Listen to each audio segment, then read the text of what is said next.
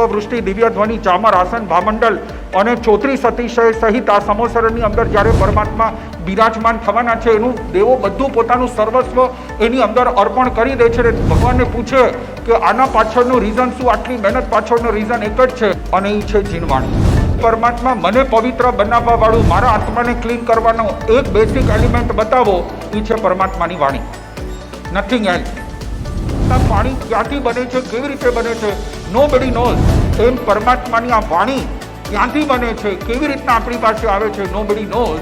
ચાતુર્માસ અનુષ્ઠાનનો એક જ માત્ર લક્ષ્ય હોય કે પરમાત્માની જીન વાણી છે, 4 મહિના એનો ધોધ હોય. गर्वती कहिए हमारे पास 2500 साल पुराने ये शास्त्र है.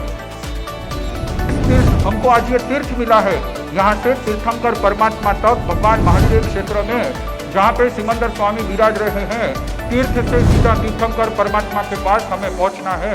आप